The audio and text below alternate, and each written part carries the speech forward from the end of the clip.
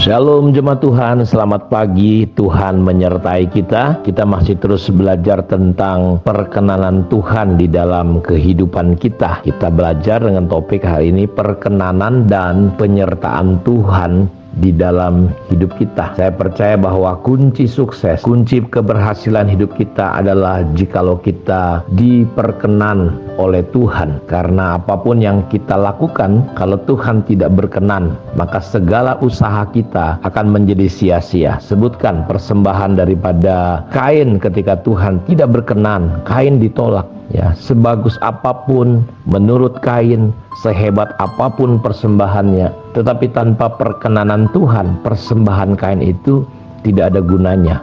Kita lihat Saul, dia coba memberikan hewan-hewan korban ternak yang terbaik, tapi ketika Tuhan tidak berkenan, dia ditolak. Kerajaannya disingkirkan, posisinya akhirnya digantikan oleh Daud. Sepanjang sejarah Alkitab kita lihat hal-hal seperti ini terjadi.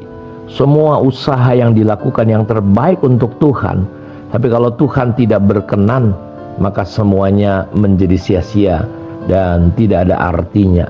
Karena itu tidak salah bahwa di tengah-tengah kekacauan, di tengah-tengah kebingungan, di tengah-tengah ketidakjelasan situasi yang sedang terjadi di dunia ini, di tengah-tengah ketakutan dengan perang dunia ketiga, karena memang saudara mau percaya atau tidak, saudara mau bertobat atau tidak, saudara mau ikut Tuhan atau tidak, saudara mau sungguh-sungguh atau tidak, firman Tuhan cepat atau lambat akan digenapi, bahwa meterai itu pasti akan dibuka.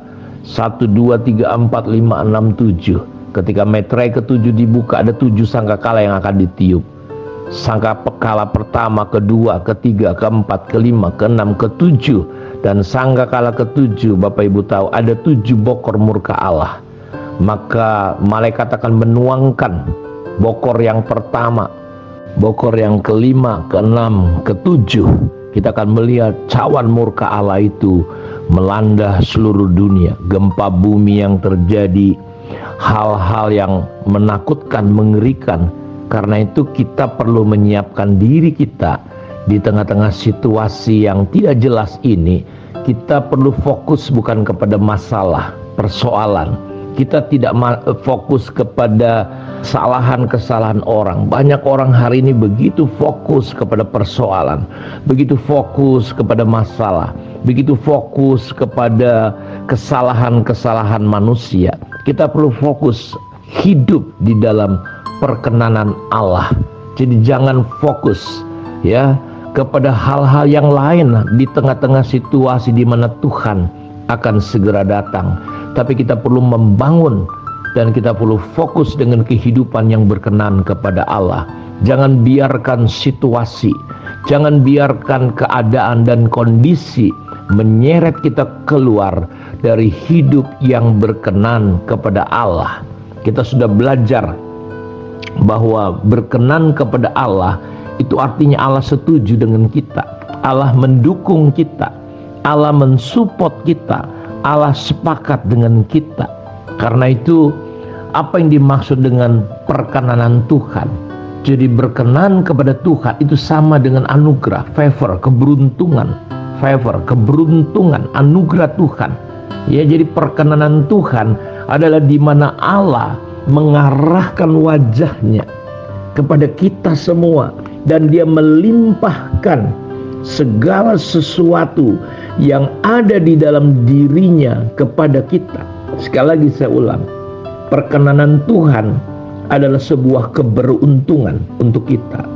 Perkenanan Tuhan adalah bicara tentang penyertaan Tuhan di dalam kehidupan kita, di mana Tuhan sendiri mengarahkan keberadaannya, wajahnya, pandangannya, matanya, telinganya kepada kita, dan dia melimpahkan segala sesuatu yang ada di dalam diri kita, Bapak Ibu. Karena itu kita perlu terus fokus. Ya, dalam Kisah Rasul dikatakan bagaimana Tuhan telah menemukan dalam Kisah Rasul 13 ayat 22. Saul disingkirkan, semua daya upayanya yang dilakukan, ternyata Tuhan tidak berkenan. Saya bacakan di Kisah Rasul 13 ayat 22. Setelah Saul disingkirkan Allah, Allah mengangkat Daud menjadi raja mereka. Tentang Daud, Allah telah menyatakan, aku telah mendapat Daud bin Isai, seorang yang berkenan di hatiku dan yang melakukan segala kehendakku. Saudara, Bapak Ibu lihat, perkenanan Tuhanlah yang telah mengubah hidup Daud. Perkenanan Tuhanlah yang membuat nasib Daud berubah. Karena dia adalah orang yang dilupakan. Dia adalah orang yang tertolak, ditolak, disingkirkan. Makanya ada pernyataannya dalam kitab Mazmur bahwa sekalipun ayah dan ibuku menolak aku, tapi Tuhan tidak pernah menolak aku. Karena dalam kitab Mazmur dikatakan bahwa sekalipun ayah dan ibuku menolak aku, tetapi Tuhan tidak pernah menolak aku.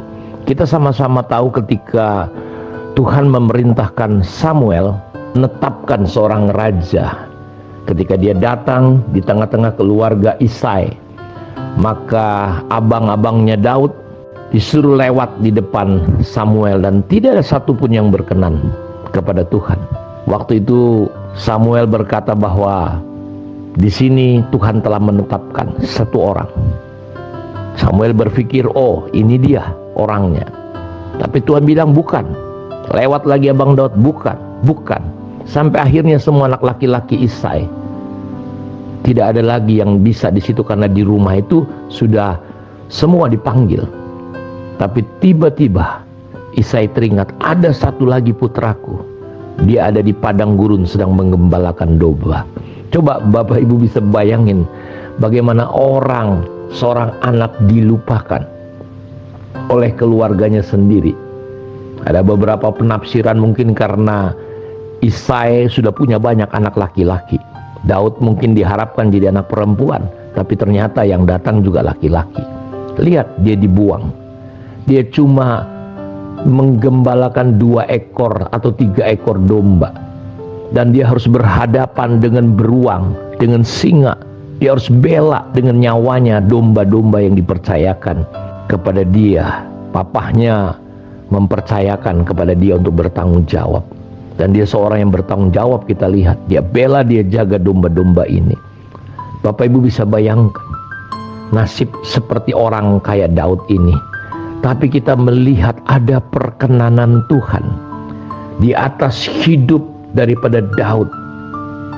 Dan dari 2-3 ekor domba, dari belakang ekor domba itulah Daud diangkat. Jadi di sini dikatakan ini semua semata-mata karena perkenanan Tuhan, bukan karena apapun. Daud mungkin lebih kecil, badannya tidak sebagus badan abang-abangnya yang tentara, tapi ayat ini berkata Allah mengangkat Daud menjadi raja. Dan tentang Daud Allah menyatakan, aku telah mendapat Daud bin Isai, seorang yang berkenan di hatiku. Jadi alasan Daud menjadi raja itu adalah perkenanan Tuhan. Karena itu saya mau beritahu bahwa kunci sukses, kunci keberhasilan kita sebagai apapun, pengusaha, suami, istri, anak-anak, sebagai pekerja, karyawan, dimanapun kita berada, kalau ada perkenanan Tuhan, ya, ada keberuntungan di atas kehidupan Bapak Ibu semua. Kalau ada perkenanan Tuhan, kalau Tuhan suka, Tuhan berkenan kepada kita, maka Dia akan menyetujui kita, Bapak Ibu. Karena di dalam beberapa terjemahan, ya, dalam Kamus Bahasa Indonesia, itu artinya berkenan, Bapak itu suka, sudi, setuju. Ya, dalam terjemahan yang lain, kata berkenan itu artinya Tuhan begitu bergembira dengan kita. Kita begitu menarik hati. Tuhan bersetuju, ya. Dia senang, dia sudi. Ya, kalau Tuhan berkenan artinya dia sudi. Ada penerimaan, ada persetujuan. Tuhan memperkenankan kita, Tuhan meluluskan kita. Itu berarti berkenan dalam beberapa terjemahan yang lain. Bapa memperbolehkan, ya, Bapa menerima, Bapa mengakui. Dan wow, ini luar biasa sekali, ya. Dalam terjemahan yang lain kata berkenan artinya Tuhan begitu senang hati. Tuhan mendukung kita.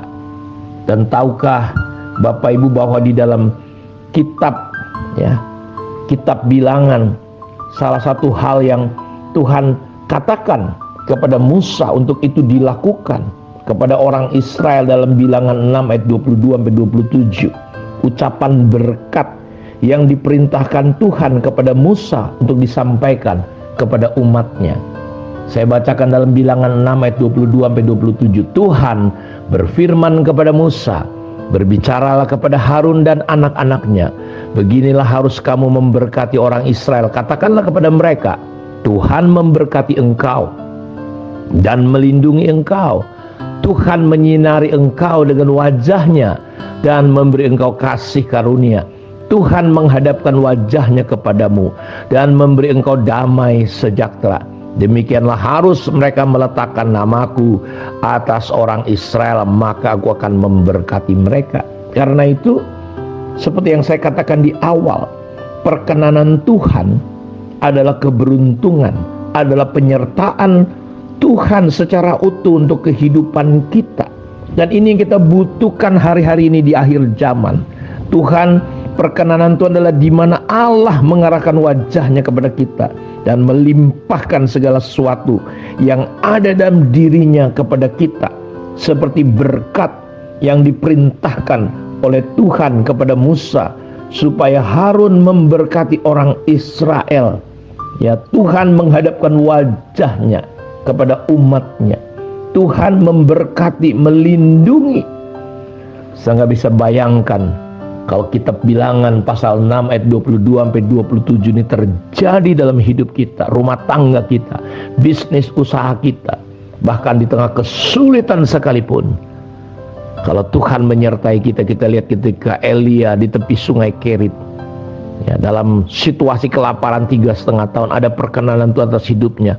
Burung gagak sekalipun yang hobinya makan daging, dia rela bawa itu kepada hambanya. Saya berdoa biar hari-hari ke depan kita terus membangun dan fokus hidup dalam perkenanan dan penyertaan Tuhan di dalam hidup kita. Tuhan memberkati kita. Mari kita berdoa. Bapa, terima kasih, diberkatilah anak-anakmu dimanapun mereka berada. Hari-hari ini Tuhan ajar kami untuk fokus hati kami menjadi hati yang selalu berkenan kepadamu seperti Daud. Hati kami tidak penuh dengan hal-hal yang justru kami ditolak oleh Tuhan. Tuhan ajar kami, bimbing kami, pimpin dan berkati hidup umat-Mu. Kalau ada yang sakit hari ini, Tuhan sembuhkan. Berbagai kelemahan tubuh dilenyapkan oleh Tuhan sendiri. Biarlah perkenanan Tuhan turun atas hidup kami, menaungi kami, menjagai kami, melingkupi kami semua.